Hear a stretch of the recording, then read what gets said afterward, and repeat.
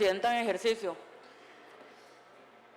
Veo muchas curules vacías, parece que el interés de hoy no era tanto debate, sino tal vez acelerar algunas declaraciones y salir a prensa, pero de todas maneras yo voy a explicar por qué mi informe de minoría y voy a pedir no votar el informe de mayoría a partir de algunas apreciaciones de esta larga investigación que nos mantuvo a la Comisión de Control de Ingreso y Gasto Público Diputada Olga Rodríguez, le pido disculpas, pero no tenemos quórum, por lo cual corre el tiempo del reglamento.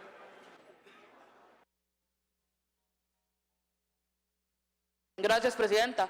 Bueno, ven, se ha roto el quórum, parece que no había tanto interés en el debate y en escucharnos y escuchar las diversas tesis sobre este tema, sino más bien en apresurar algunas declaraciones a prensa y generar algunos titulares. En todo caso, como firmante del dictamen del informe de minoría, es mi responsabilidad explicar las razones que me llevan a presentarlo y pedirles no votar el informe de mayoría. Es poco el tiempo para lograr extraer algunas conclusiones, pero voy a hacer el mayor esfuerzo de síntesis para explicar este tema. Lo primero, y aclarar y reiterar, es que aquí nadie se robó dinero. Lo que han llamado hueco fiscal o el faltante presupuestario es un pago de deuda sin autorización presupuestaria, un pago de deuda que no pasó por una autorización de la Asamblea Legislativa y no es dinero que alguna vez existió y alguien se robó, como ha pasado con algunos gobernantes en gobiernos pasados y demás. Aquí ha habido una intención de querer homologar este tema con casos de corrupción. Incluso diputadas irresponsables se han dejado decir en 3 segundos, como juezas o como si tuvieran la potestad para hacer esto, que esto es un tema de corrupción, y no lo es hasta que se catalogue así por el Poder Judicial. Aquí hubo un pago ilegal de deuda sin contenido presupuestario, que tuvo que ver porque no hubo advertencias sobre esta falta de dinero para elaborar un presupuesto público. Entonces, por más que a algunos partidos les convenga meter a todos dentro del mismo saco de la corrupción, yo sí quiero aclarar que aquí no hubo robo, no hubo dolo, no hubo mala fe y ninguna persona se llenó las arcas personales y los bolsillos de dinero de los costarricenses, como sí pasó con múltiples casos donde vimos incluso expresidentes esposados yendo a la cárcel. Dicho esto, hay que partir además que el tema del faltante presupuestario y de la deuda y el contenido de deuda es un tema de responsabilidades compartidos. Compañero Chacón, aquí no hemos dicho que la Contraloría sea la culpable, no. Hemos dicho que cuando se planificó el presupuesto, que con las condiciones económicas del momento decía que iba a ser suficiente para cubrir la deuda, la Contraloría no advirtió de ningún riesgo presupuestario y esa es la tarea de la Contraloría. La Contraloría y el Banco Central hicieron check en los datos y dijeron las condiciones económicas de este momento justifican el presupuesto que se está presentando a corriente legislativa y es el adecuado para cubrir todo. ¿Por qué? Porque no se sabía cómo iban a cambiar abruptamente las condiciones económicas. Luego, ese presupuesto vino aquí a la Asamblea Legislativa y ninguna diputada ni ningún diputado presentó mociones de fondo para cambiar ninguna partida en específico, avalando nuevamente que el monto presupuestado y proyectado cubría en ese momento el pago de la deuda. Por tanto, en esa primera fase, en la presentación de un presupuesto que se pretendía iba a cubrir, no hubo alguna mala intención, pues el criterio técnico de la Contraloría y del Banco Central certifica lo mismo. ¿Qué hay que aclarar? El único órgano encargado de velar y advertir que no se estaba cubriendo adecuadamente el contenido de deuda era la Dirección de Crédito Público. Y aquí no hay por dónde escapar.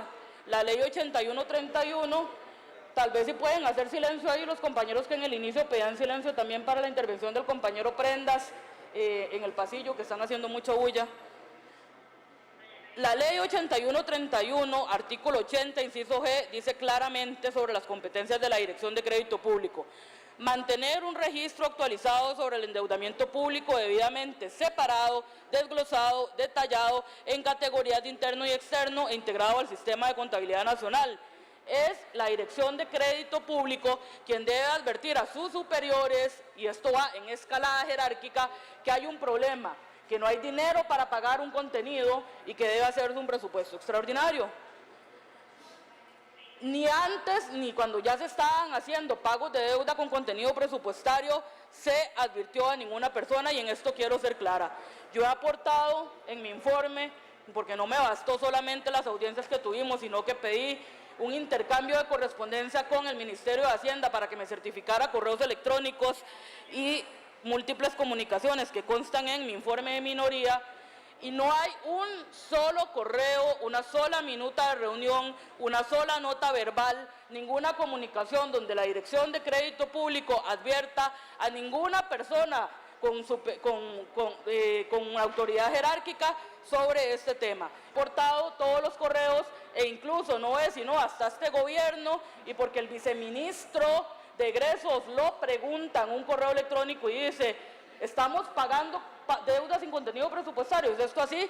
Donde se digna el director de Crédito Público a decir: sí, fíjate que sí, estábamos pagándolo. Una advertencia de este tipo, y ahí sí veo yo dolo y mala fe, una advertencia de este tipo para un técnico cuyo único trabajo es advertir esto y no haberlo hecho hasta que se le pidió respuesta, suena bastante curioso. Y ahí hay una clara responsabilidad de Crédito Público anterior, en eso coincido con las diputadas, y actual. Tanto el señor Julio Espinosa como el señor Melvin Quiroz tienen que tener responsabilidades en no haber advertido, porque no es cualquier puesto, no es un mando medio, es la dirección del crédito público de una nación con una clara responsabilidad legal. La misma ministra de Hacienda, y hay un acta que yo cito también en mi informe, dice en la comparecencia: ¿por qué corro yo a la Asamblea Legislativa a hacer un presupuesto extraordinario? Por accidente, porque me enteré por accidente, porque nadie le advirtió y porque su equipo encargado de esto no le advirtió. El problema se ha vivido en dos administraciones. Si hubiera habido aquí un contubernio político, y es ahí donde yo digo que no es de recibo una afirmación tan subjetiva y tan hipotética, pensar que una administración está fraguando este tipo de cosas sin asidero y sustento técnico y decir que fue un motivo electoral, me parece a mí bastante precipitado si no hay algo que lo pruebe. Pero suponiendo que en la fantasía esta construida de que se hizo para tener una afectación político-electoral, hubiera sido obvio que, siendo la misma administración, el mismo partido político quien ganó, hubiéramos corrido en mayo a hacer un presupuesto extraordinario porque nos convenía a nosotros mismos. Entonces ahí es donde se caen los argumentos. Incluso he escuchado por acá algunas personas diciendo que en el momento que se decidió pagar deudas sin contenido, compañeras, compañeros, eso nunca se decidió. No hay ninguna prueba que conste aquí de que hubo una reunión donde se sentaron y dijeron: mira, vamos a decidir hacer pagos sin contenido presupuestario. Entonces, para mi gusto, no son de recibo estas afirmaciones, pues claramente, si hubo un pago sin contenido y no hubo una advertencia, esto no fue con ningún fin político, ni mucho menos, y la prueba mayor es que, ganando el mismo partido político, se hubiera corrido a hacer un presupuesto extraordinario para evitar esta situación. Algunas afirmaciones falsas o que no están sustentadas en el informe de mayoría, que me he leído exhaustivamente. El informe de mayoría no cita ni presenta ninguna forma de comunicación escrita que evidencie que al señor Luis Guillermo Solís se le haya comunicado la existencia de pagos sin contenido presupuestario. Tampoco hay evidencia alguna que muestre que se dieron órdenes para suspender la elaboración de un presupuesto extraordinario, ni mucho menos de detenerlo por razones electorales. Y ahí es donde yo llamo a la prudencia. No podemos decir que hubo una planificación maquiavélica para detener el envío de un presupuesto extraordinario si no hay papeles, pruebas contundentes que así lo demuestren. Lo que sí dice el informe de mayoría, y es ahí donde empiezo yo a decir que este informe está más basado en apreciaciones subjetivas que hechos fidedignos, lo que sí dice el informe de mayoría es: Luis Guillermo en esa época ya no era un inexperto en la función pública, estaba por concluir su gobierno y él bien pudo haberse preguntado si no era necesario un presupuesto extraordinario. Estamos partiendo de hipótesis. Se atribuye además al expresidente que las declaraciones de agosto del 2017 en la famosa cadena nacional causaron una reacción adversa en los inversionistas para invertir en el país, valga la redundancia. Pero lo afirman, y lo afirman como algo demostrado. En el informe dicen: se demuestra categóricamente que la cadena nacional de Luis Guillermo Solís del 2017 alejó a los inversionistas. Pero es extraño, porque si estuvimos en la misma comisión, lo que yo veo es donde la misma diputada León Marchena le pregunta a los gerentes generales de City, que dicho sea de paso, fueron penosamente convocados sin saber por qué estaban aquí, y le dice: don Edward, ¿cree usted y con sinceridad que esta cadena de televisión influyó en generar una situación donde pudiesen alertar de una situación que haya provocado tasas de interés más altas? Y le pregunta claramente si esto tuvo que haber influido, y el señor Eduard Sánchez, representante de City, responde: especulación no sé, pero sin duda esta noticia no era nueva para nosotros. Un inversionista de la categoría de los que estaban comprando en este momento los bonos de canje de deuda no se sortea invertir en un país si no tiene clara la condición del país, y aquí lo dice City. Esta noticia no era nueva para nosotros, no era una noticia nueva para el mercado financiero que participa en este business de levantar dinero para emisores como gobierno, como corporaciones y atendiendo inversionistas. Para ellos no era nada nuevo, y claramente lo deja estipulado en esa acta que también está en mi informe de minoría. Otro gran problema: el informe de mayoría insiste sobre una posible ilegalidad de los contratos de colocación de finales del 2017. La misma Procuraduría General de la República se ha pronunciado afirmativamente sobre la legalidad de los mismos, y el propio gerente general de City confirmó en esa misma audiencia que los inversionistas confían en la legalidad de ese instrumento porque lo realizan frecuentemente lo realizan. Y leo la cita textual del señor Eduard Sánchez. Dice: en este momento nosotros habíamos recibido nuestra parte de análisis. Esto nos causó internamente que podíamos seguir con la propuesta. Y la decisión fue que sí, que podemos, si entregamos una propuesta e infelizmente perdemos la oferta. Entonces siempre supimos que era un mecanismo legal. Cuando el expresidente Luis Guillermo Solís, en la cadena que tuvo hace un mes, se refirió a don Antonio Álvarez de Santi y otros exdiputados del Partido Liberación Nacional, no los culpó del hueco fiscal. Eso ha sido una interpretación errada que el Partido Liberación ha hecho, y yo se las quiero aclarar también. En ningún momento culpamos a Liberación del hueco fiscal. Dijimos que las declaraciones inoportunas de varias personas, entre ellos un ex candidato en ese momento, entre ellos Gerardo Corrales, entre ellos Rolando González, definitivamente ahuyentaron la compra de bonos. Pero no es esta la única variable del faltante presupuestario, es una de ellas, porque hay miles de factores en esto. Hay cambios en las condiciones macroeconómicas, está el faltante de la compra de bonos, y hay un sinnúmero de temas, incluso la variación del precio del dólar, que nos lleva a esta situación. Entonces, por ahí una aclaración. Este informe de mayoría presenta un gran acumulado de suposiciones que no constituyen hechos o evidencias alguna. Voy a citar textualmente algunas. Esto nos hace pensar que su intención real era ocultarle a los diputados y a la población este hecho. Esto nos hace pensar, seamos serios, en un informe elevado al Ministerio Público no podemos decir: esto nos hizo pensar que posiblemente sus intenciones eran estas. Por ejemplo, en la página 56 del informe dicen: creemos que la señora ministra Rocío tuvo falta de valentía en el manejo de las finanzas del Estado. Bueno, si dice creemos, es una apreciación personal, pero la falta de valentía en las finanzas del Estado no puede catalogar dentro de nuestro ordenamiento jurídico como un delito, es una apreciación, así como yo puedo decir: compañero diputado, me parece que a usted le falta valentía en la gestión legislativa. Entonces no tiene ningún sentido, digamos, señalar esto como un hecho contundente.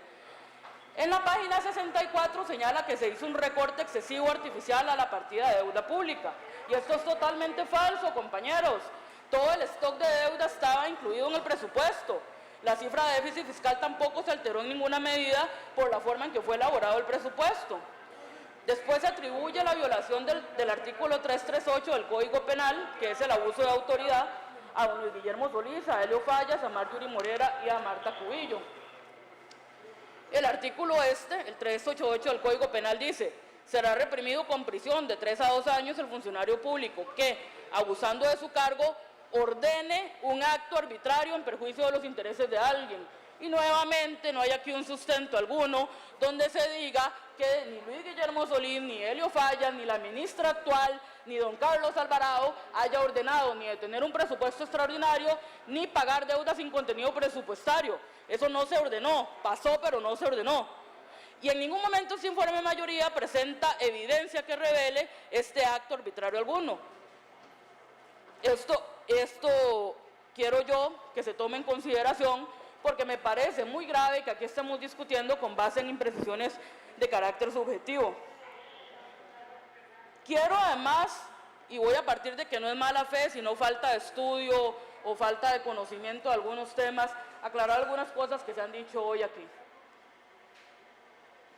Por ejemplo, decir que el faltante presupuestario es la causa del déficit fiscal, creo que ni siquiera un estudiante de colegio lo diría, pues todo el mundo sabe cómo hace 20 años se viene construyendo un déficit fiscal por un sinnúmero de condiciones económicas. Y decir aquí, temerariamente, que el déficit fiscal fue culpa del faltante presupuestario es uno, no saber matemáticas básicas porque los números no calzan, y dos, desconocer gravemente para el ejercicio de un diputado la historia reciente de Costa Rica, que creo que en cualquier libro de cívica y estudios sociales se puede corroborar. Amortización de deuda no es el único causante del déficit fiscal. Se ha hablado aquí de que se maquillaron cifras. Eso es una acusación muy grave. Aquí diputadas han dicho que se maquillaron cifras y en el informe de mayoría no hay una sola prueba de que se maquillaron cifras. Entonces, si vamos a venir aquí a defender un informe, que se diga aquí lo que dice el informe, porque me preocupa a mí aquí haber oído diputadas diciendo cosas que en este informe no se dicen. Una aclaración básica que está en cualquier libro de principio de economía: liquidez no es igual a autorización presupuestaria, ni la liquidez depende de la autorización presupuestaria. Eso por un lado. Y puedo seguir horas hablando de este informe, donde, por ejemplo, se hace un grafiquito muy bonito que se ve muy corrongo y puede la ciudadanía creer que es impactante, donde se establece que hay un aumento de la prima de riesgo país y se dice que eso irrevocablemente es culpa de Luis Guillermo Solís. Eso es confundir correlación con causalidad, y es lo mismo que si dijéramos que los campeonatos de la liga dependen del mandato del PAC. Es lo mismo, el mismo nivel de rigurosidad tiene ese gráfico a decir una aseveración así. Y lo pongo en este lenguaje así de ridículo, y lo pongo así con estas palabras, porque es preciso que la ciudadanía entienda y es preciso que la prensa entienda. Aquí nadie está negando responsabilidades. Finalmente, el informe de minoría dice claramente que se eleve la Dirección de Crédito Público y que se investigue más si se quiere. Yo envié todo mi informe desde hace 3 semanas a la Fiscalía, a Hacienda, a la Contraloría, para que lo investigue. Y si ellos determinan que hubo una causalidad, lo va a aceptar esta fracción, pero que lo hagamos con hechos contundentes y con hechos serios, porque no se puede, como diputados, dañar nuestra labor enviando un tema a base de hipótesis y a base de pensamientos subjetivos cuando no hay asidero. ¿Por qué? Porque pierde el pueblo finalmente. Y si en algún momento el PAC fue así irresponsable en la oposición, yo pido disculpas públicamente, porque seguramente lo habremos hecho. Y no es de recibo repetir errores cuando ya se fue gobierno. Yo puedo entender este nivel de imprecisión cuando no se ha sido gobierno y no se sabe del daño que esto hace a la gobernabilidad, a la legitimidad de las instituciones del país, y a un montón de temas que son importantes para la supervivencia misma de la democracia, porque finalmente lo que aquí está en juego es la supervivencia de la democracia. Y si alguna vez el PAC fue así de irresponsable de hacer un informe de este tipo, lo lamento, pido perdón a nombre del PAC, pero no creo que esta revancha vaya a tener algún sentido, porque finalmente quien pierde es la ciudadanía. No quiero terminar sin decir, porque es curioso, que este informe voló en tiempo récord a este plenario legislativo, y tengo aquí una serie de informes que llevan en promedio 11 años rondando por la Asamblea Legislativa y nunca han llegado al plenario legislativo. La investigación del BCT sobre los bonos chinos, un informe sobre las finanzas del régimen de invalidez, vejez y muerte, tema muy importante ahora que toda la gente de mi edad se va a quedar sin pensión, nunca llegó al plenario legislativo. El informe de la trocha, que la misma presidenta Laura Chinchilla envió honestamente a este plenario legislativo para ser investigado y nunca llegó a plenario, no se sentaron las responsabilidades.